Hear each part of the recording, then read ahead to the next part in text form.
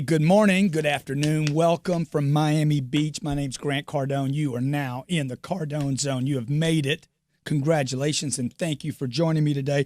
And thank you to Whatever It Takes Network. Whatever it takes. We're building a nation here, man. A nation of people that refuse to stop, that demand success, that will do whatever it takes and want to rise above the noise. That's what I want to talk to you about today, is rising above the noise. My number here is 305 if you want to join in. 305-865-8668, 305-865-8668. I'd love to hear from you. I just left Moscow. Many of you that follow me know I was in Moscow and Paris. Am I saying it right? Paris. And, you know, I was expecting to see one thing while I was there, and I saw something completely different. Going to Russia, I expected to see really hard people. I thought maybe they'd have their little heady puffs on, whatever those are called. No love in their hearts, iron class, hard, hate Americans.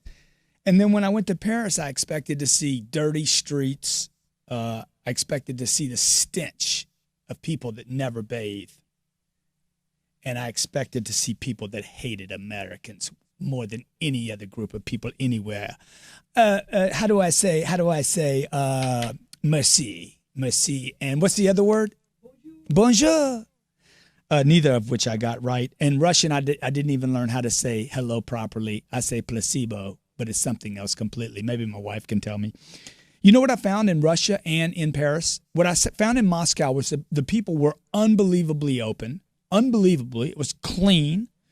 It was organized. The traffic is freaking insane crazy. There's commerce everywhere. People are in a hurry to make things happen. I spoke to almost 800 people there. They received, with a translator, they received my message in such an unbelievable way. They were so extroverted, so positive. They treated me like I was a brother or a family member. When I got to Paris, look, man, if Paris is a dirty city, New York is a garbage dump, okay? Paris is the cleanest city I have ever been to in my life. The people were unbelievably positive. I can't tell you how many times I've not gone to Paris just because people told me they hate Americans and that they would treat me terribly if I didn't speak French. I don't speak any French, man. Bonjour, merci.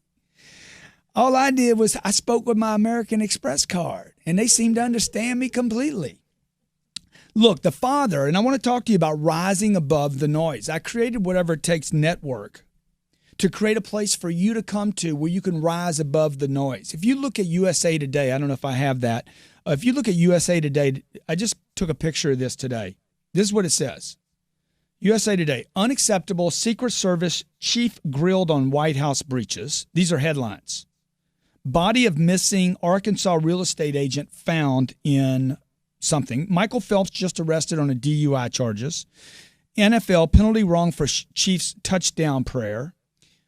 In Hong Kong, fire chat heats up protests.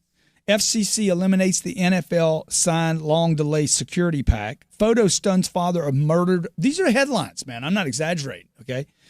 Trump tricked into retweeting a serial killer picture.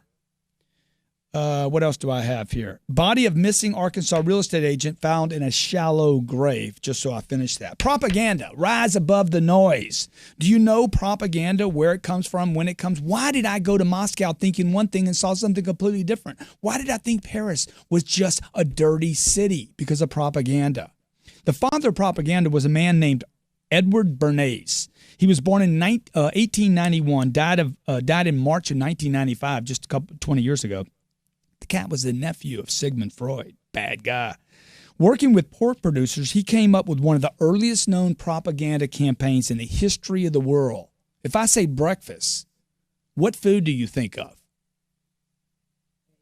Bacon and eggs, right? Okay. Check this out. They couldn't sell bacon and eggs in the 20s. Couldn't sell it to anybody. So this cat comes up with a science study with doctors of how important it was for you to eat when you first woke up in the morning. How often do we hear people say, most important meal of the day? Dude, that was sold to you. That is a propaganda machine like milk. Or remember Valiums in the 50s? Valium is a good thing to take. Yeah, and it's not addictive. 60 million housewives were addicted to Valium.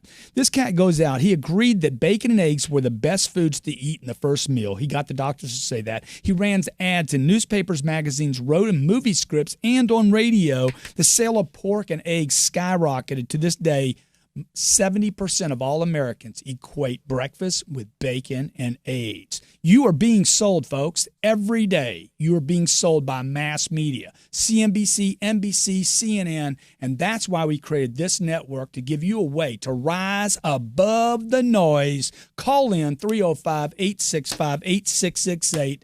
305-865-8668. I'm going to tell you something so startling when we come back from break. You will turn off every channel and take the Cardone Cleanse, the 7-day Cardone Cleanse, where all you watch is Whatever It Takes Network. Stay with me. This is Grant Cardone. You're in the Cardone Zone.